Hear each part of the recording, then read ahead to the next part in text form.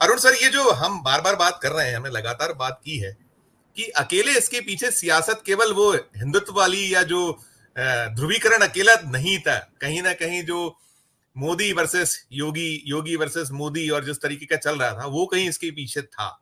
तो मैंने जो सवाल पहले भी पूछा था कि क्या अब क्या दांव होगा बाबा का अगला दांव, खासकर मोदी को लेकर। जो कुछ कोर्ट में होना है वो तो सब कुछ प्रस्तुत करना ही करना है, और अल्टीमेटली जो सुप्रीम कोर्ट का फाइनल वर्डिक्ट होगा या जो अगला आदेश आएगा उस पर आप सरकार को ध्यान देना होगा, उसके और जाना होगा। लेकिन इसके पीछे की जो सियासत है उस पर आपकी टिप्पणी अरुण सर।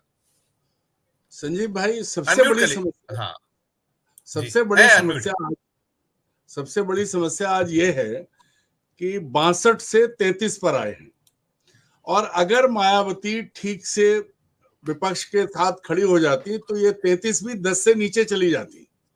और वो जो डर है, उस डर में कद किसका बढ़ा और किसका घटा है, इस पर हम लोग बात ना करेंगे, सबको दिख रहा है। क्योंकि पूरे टिकट जो बांटे थे वो नरेंद्र मोदी और अमित शाह ने बांटे थे, योगी आदित्यनाथ ने नहीं बांटे थे। आज उत्तर प्रदेश में अशोक भाई बैठे हैं, मलिक साहब के एरिया का मैं 10 साल संपादक रहा हूं, इनके गांव घर सब देखे हैं मैंने। वहां हेले जाट मुले जाट कोई प्रबंध नहीं। टिकैत के मूवमेंट में मैं 1.5 महीने मेरठ में जो धरना रहा था, 1.5-2 महीने, उसमें रोज ना वहां हिंदू था ना मुसलमान था, वहां सब जाट थे। हेले जाट मुले जाट मैंने पहली बार तभी जाना था कि कौन से कैसे जाट होते हैं। तो उस एरिया में शुरुआत कब हुई थी? जब इन्होंने फूल बरसाए थे। वो पुलिस अफसर जिसने फूल बरसाए थे वो आज यूपी का डीजीपी है। इन्होंने पूरे एडमिनिस्ट्रेशन को उसमें शामिल किया अपने एजेंडे में, और ये देश के लिए बहुत खतरनाक है। उस एजेंडे का हश्र क्या हुआ है कि पहली बार देखिए, अगर आप देखें उत्तर प्रदेश की लोकसभा सीटों में तो कई सीटें कलेक्टरों ने फिर भी जिताई हैं।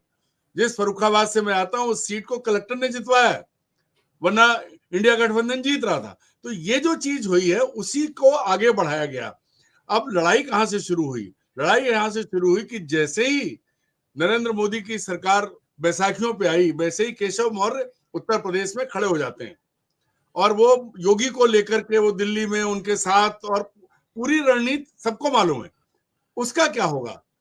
जो डबल इंजन की सरकार की बात अखिलेश कह रहे थे, अखिलेश को अब अपने पिता की थोड़ी थोड़ी राजनीति आने लगी, अब थोड़े मजे लेने लगे हैं वो। पहले उन्हें ये चीजें समझ नहीं आती थी। अशोक भाई ने तो उनके पिताजी से लड़ाई लड़ी थी, हम इनके साथ थे तब। तो वो तमाशे जो है ना, आज जो डबल इंजन की बात कर रहे हैं, असल ये दोनों इंजन जो है इनकी कपलिंग निकल गई है।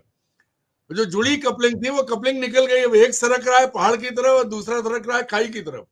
योगी आदित्यनाथ को नीचा दिखाने के लिए अमित शाह ने हवा भरी केशव मौर्य में, और उसका परिणाम क्या हुआ कि एक एसपी ने पूरा खेल बदल दिया। पूरी दुनिया में आज जो भारत की बदनामी हुई है, ये तो पहले 10 साल से चल रहा था। नरेंद्र मोदी ने अपने भाषण में मुसलमानों को जिस तरह टारगेट किया है, ऐसा उदाहरण दुनिया में नहीं मिलेगा।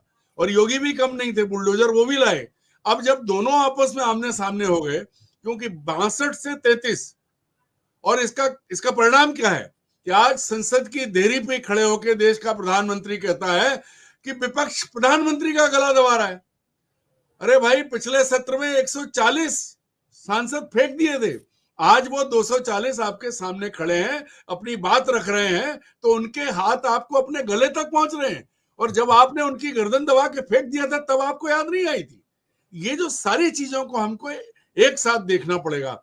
सबसे बड़ी समस्या यह है कि करेंगे क्या, कहां से उठाएंगे? इनके पास एक ही औजार है, वो है हिंदू मुसलमान का। और फिर उसके बाद मैं बार बार कहता हूं, आप चलिए असम से। असम में हेमंता बिस्वा शर्मा क्या कर रहा है? वो 1935 का मुस्लिम कानून खत्म करना चाहता है, उसको 40% मुसलमान नजर आ रहे हैं। और जब बदरुद्दीन अजमल ये कहते हैं कि मार डालो सबको, क्या करोगे भाई? कहां से लाओगे ये? उसके बाद आ जाइए आप, यूसीसी लागू हुआ उत्तराखंड में, हमने से किसी ने कोई प्रतिक्रिया नहीं दी, चुपचाप लागू हो गया है। अब उत्तराखंड चर्चा में इसलिए आया कि भाई हरिद्वार तो उत्तराखंड में है, कांवड़ तो वहीं से चलती है, अन्यथा किसी ने बात नहीं की। जो धीरे धीरे ये काम कर रहे थे। अब आप भूल रहे हैं कि मध्य प्रदेश में भी ये ऑर्डर निकला, हम लोगों ने बात की थी। एक 20 तारीख को ऑर्डर निकला, फिर 21 तारीख को उसे विड्रॉ किया। अब सफाई दे रहे हैं। यहाँ का एक सो कॉल्ड बाबा, जिसको सब भगवान मान के बैठे थे, उस हरामखोर की सब कथा करवा रहे थे, गाली देता हूं मैं, वो भी कहता है कि राम बताना पड़ेगा, रहीम बताना पड़ेगा। अरे खड़े करके जूतों से मारो ऐसे लोगों को कि तुम राम को समझो, रहीम को समझो, तब तो बात करो। देश को जलाने की कोशिश ये दोबारा कर रहे हैं। क्यों? क्योंकि हार की जो खीज है कैसे निकलेगी, खुद को दयनीय बता रहे हैं। गला हाउस के अंदर सवाल पूछ लिया जब राहुल को झूठा बता रहे थे, उनको जो उन्होंने कहा उसकी गलत व्याख्या कर रहे थे, जैसे सोने और आलू का बयान आया। वो इनकी जो आईटी सेल ने बनाया था, भाषण नरेंद्र मोदी का था, उसको राहुल के ऊपर डाल दिया। अब आज सबसे बड़ी समस्या क्या होती है संजीव जी, की एक मीम बनाते हैं राहुल का तो 150 मीम नरेंद्र मोदी के चले आते हैं उनके, उसमें मीम बनाने की जरूरत नहीं है, उनके झूठ घूम रहे हैं। यहां हुआ क्या, जब इन्होंने मोदी की तरफ उंगली उठाई और लोगों ने बोलना शुरू किया, वो केशव मौर्य जो सिर्फ 2 चुनाव जीते हैं, एक लोकसभा और एक विधानसभा, पिछली बार विधानसभा चुनाव हार गए थे, और इस बार उस प्रयागराज में जिस इलाके से वो आते हैं वहां भी बीजेपी हारी है, तो वो बोलने लगे। अब आपने उनको हारने के बाद भी मुख्यमंत्री उप मुख्यमंत्री बना दिया। आप कहां से लोग लाए हो, कहां के लोगों को? क्या आपकी पार्टी में ऐसा कोई और नहीं था? लेकिन चूंकि आपको योगी के सामने खड़ा करना था, तो इस लड़ाई की जड़ में जब आप देखेंगे वो है मोदी या शाह वर्सेस योगी। योगी की कमान कसने के लिए, लगाम कसने के लिए पहले एके शर्मा भेजे गए थे। अशोक भाई सहमत होंगे, बताएंगे। वो गुजरात काडर के आईएएस थे, उनको भेजा। पहले वो डिप्टी सीएम बनने वाले थे, सीएम बनने वाले थे, फिर वो योगी ने उनको बनारस तक सीमित कर दिया। तो जो घाव है ना, कुरेदने की चीजें जो हैं, जो कांग्रेस में होता था, अब आप ये मानिए कि मोदी कांग्रेस मुक्त भारत करते करते कांग्रेस युक्त पर ले आए। आज मध्य प्रदेश में बीजेपी का आदिवासी मंत्री चैलेंज कर रहा है कि मैं इस्तीफा दे दूंगा, क्योंकि कांग्रेस से आए आदमी को उसका ना केवल वो इस्तीफा बल्कि वो कह रहा है मैं अपनी पत्नी से भी इस्तीफा दिला दूंगा, जो सांसद अभी अभी बनी है, चुनी गई है। एक एक सीट की जब मारा मारी, तब वो कह रहा है कि मैं अपनी पत्नी से भी इस्तीफा दिला दूंगा, जो बेइज्जती हमारी की जा रही है। वही कह रहा हूं कि अब समस्या क्या है। समस्या ये है कि नरेंद्र मोदी को चुनौती विपक्ष से तो आमने सामने मिल रही है, जिसको अपना गला दबाना मान रहे हैं विपक्ष की आवाज को। जिस महुआ मोइत्रा ने ये केस लगाया सुप्रीम कोर्ट में, उसके साथ क्या व्यवहार किया। लेकिन अब वो पिछले सत्र में जब ये सामने से उठ के जा रहे तो महुआ कह रही थी बैठ जाओ, आ जाओ, थोड़ा सुन लो, आप 2 बार मेरे इलाके में आए थे। तो अब नरेंद्र मोदी को अभी तक जो, चाहे वो गुजरात से शुरू हुए थे, गुजरात दंगों को आप याद कीजिए, गोधरा से चलिए, किसी की नहीं सुनी उन्होंने, कभी नहीं सुनी। मीडिया बात कर नहीं सकता क्योंकि मीडिया से बात करना नहीं है। अब सामने जवाब तो देना पड़ेगा। और इधर योगी जी ने ये काम कर दिया, क्योंकि विपक्ष को एक बड़ा मुद्दा किसने दिया? उस पूरे इलाके में बरसों खूब हिंदू मुस्लिम दंगे भी हुए हैं, मैंने सब कवर किए, सब जानता हूं। सहारनपुर, मेरठ, मुजफ्फरनगर, पूरे इलाके को देखा है। असल बात यह है कि अब बीजेपी के भीतर जो कांग्रेस का डीएनए था वो बीजेपी में गया। भाई कांग्रेस को आपने आत्मसात किया है। उनकी बीजेपी की, कांग्रेस के हाईकमान गांधी परिवार था, बीजेपी के हाईकमान नरेंद्र मोदी, अमित शाह, कोई तीसरा नहीं है। मैं कहता हूं क्या हैसियत है नड्डा की, कुछ नहीं बोल सकते। हमारे ठाकुर राजनाथ सिंह बहुत बोलते थे यूपी में, हम लोग जब मुख्यमंत्री थे और मंत्रालय, आज उनकी जबान नहीं खुलती, कहीं नहीं है। तो असली लड़ाई ये है कि बीजेपी के भीतर जो वर्चस्व की लड़ाई है, क्योंकि संघ बोला, संघ ने सवाल उठाया, संघ के बाद इंद्रेश कुमार बोले, और संघ अभी भी, कल फिर भागवत जी ने बात की। तो इन सब चीजों से कैसे निपटेंगे कि भाई चलो किसी से भी अब मुसलमान का नाम लगा दो। वही बात उठाई अशोक जी ने भी और कई मलिक साहब ने भी कही। दलितों का क्या करेंगे आप एक नई विभाजक रेखा खींच रहे हैं। रावण किसकी उपज है? पश्चिमी उत्तर प्रदेश में जो दंगा हुआ था, वो जो लोकसभा पहुंचा है नवीना से यंग लड़का जो है, वो किसकी वजह से आया? क्योंकि आपने वो लड़ाई, वो दंगा जाटों के वर्सेस और दलित के साथ था, उसका फायदा किसने उठाया? तब आप मायावती को कमजोर करना चाहते थे। सारे खेल जो है किए गए, अब घूम के दुनिया गोल है, वो मोदी जी के आसपास खड़े हो गए।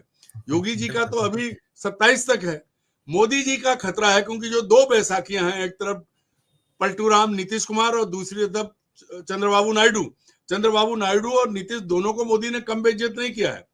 और नायडू कब क्या करेंगे, दोनों को मिला लें तो 20 सीटें हैं उनके पास।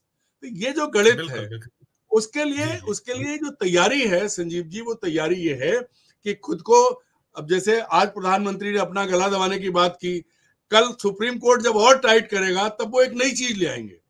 और जो बात मलिक साहब ने कही, दरअसल ये बड़ा दुर्भाग्य की बात है कि चौधरी चरण सिंह का पौत्र जिस तरह कुर्सी के लिए कहां से कहां कर रहा है, उस इलाके की जो स्थिति है वहां क्या होने वाला है। अजीत सिंह भी बागपत से चुनाव हारे थे, याद करिए आप। ये इनकी परिस्थिति, नरेंद्र मोदी ने सबको खत्म किया। चिराग पासवान, मैं दोबारा लौटता हूँ एक जी, आप खत्म कर रहा हूँ। चिराग पासवान भी अपने साथ नहीं आएंगे, क्यों? क्योंकि कुर्सी में आए हैं, लेकिन जब जरूरत पड़ेगी सब खड़े होंगे। तो जो डर है नरेंद्र मोदी का, वो इधर से भी बढ़ रहा है, उधर योगी ने वो लड़ाई करा दी, जिससे पूरी दुनिया में, जो अशोक भाई ने बात की, पूरी दुनिया में इस बात का सवाल उठ रहा है, दुनिया में जा रहा है, इससे बचे कैसे, ये सारी तकलीफ है। अरुण सर, आपकी टिप्पणी। देखिए, बात यह है कि नरेंद्र मोदी अब क्या करें। नरेंद्र मोदी को पहली चुनौती, उन्होंने पहले राहुल गांधी को खत्म कर लिया था, वो खेल खत्म हुआ, लेकिन अब सब खड़े हो गए, 240 पे आ गए सारे एजेंडे। पहली बार देश का प्रधानमंत्री हर लेवल पे गया। आज अगर एकमात्र चीज बची है, जो कहा कि मुर्दे में क्या क्या करोगे, दरअसल उनके पास कोई दूसरा मुद्दा नहीं है। विकास की बात करो तो विकास पागल है, हो चुका है। अभी भी आप 80 करोड़ 25 करोड़ लोगों को आप गरीबी रेखा से ऊपर लाए और 80 करोड़ को खाना खिला रहे हो। आज भी आप उन सब चीजों का पूरा सिस्टम, पूरा देश का जो है, आज दिल्ली के एक सेक्रेटरी लेवल के आईएएस अफसर से बात हो रही थी, तो अगर जो इस देश की सड़कें बन रही हैं, जो विकास के काम हो रहे हैं, उनके ठेके कैसे दिए जा रहे हैं, उनमें क्या हो रहा है। अशोक भाई दिल्ली में बैठे हो, जरा पता करो। कोई कंपटीशन नहीं, आ जाओ, जो बिलो जाते थे उनको भी ऊपर करके ले जाओ। ये हो रहा है आज। तो लूट का जो सिस्टम था वो इन्होंने चलाया। अब कमजोर कहां पड़े कि संसद में गला पकड़ने वाला विपक्ष, ये खुद प्रधानमंत्री ने कहा, मैं नहीं कह रहा हूं। तो इसका करें क्या? इसका यह है कि अरुण दीक्षित को, बिलाल को लड़वाओ। लेकिन गांव का आदमी बहुत समझदार हो गया है। जिस रूट पे इन्होंने किया है, उस रूट की हिस्ट्री को मैं जानता हूं। 30 साल पहले, 35 साल पहले, उस जब टिकैत का मूवमेंट खड़ा हुआ था, मैं उस गांव में गया हूं, मैंने पूरी व्यवस्था देखी है। अब नरेंद्र मोदी करें तो क्या करें, संघ उन्हें आंख दिखा रहा है। बाबा ने जिसके भरोसे, जहां जिस उत्तर प्रदेश में वो सब कर रहे थे, वहीं से चुनौती शुरू हुई। मध्य प्रदेश में तो 29 सीटें चली गई। अब जाएंगे कहां? अब नरेंद्र मोदी के पास कोई रास्ता नहीं है। वो फिर, मैं अभी कहता हूं पूरी जिम्मेदारी के साथ, कि आने वाले दिनों में देश के अलग अलग हिस्सों में, खासतौर पर असम, उत्तराखंड में मुसलमान ताकतवर नहीं था, गांव के गांव खाली कराए गए हैं। हल्द्वानी में क्या हुआ था, अशोक भाई जानते हैं, केपी मलिक भी जानते हैं कि वो बस्ती किसकी थी सर, रेलवे की जमीन की। ये प्रयोग धीरे धीरे किए इन्होंने। अब ये बड़े पैमाने पे करेंगे।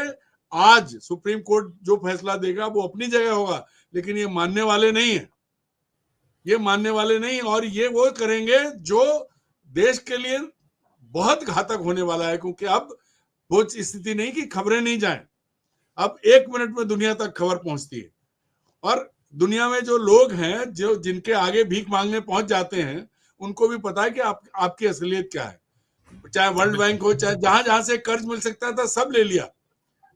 आप अर्थव्यवस्था खड़ी कहां है? मध्य प्रदेश जैसा छोटा राज्य, जितना उसका बजट उतना उस पर कर्जा, तो पैसा गया कहां? सारी चीजें जो हैं, इन सबसे ध्यान बटाने के लिए आखिरी उपाय है, ईसाई से लड़ाएंगे, मुसलमान से लड़ाएंगे, और तो और अब ये सिख से लड़ाएंगे। आतंकवादी कहा है पंजाब के किसानों को, वो सबसे बड़ा, बहुत घातक होने वाला है। ये कोई नहीं छोड़ने वाले।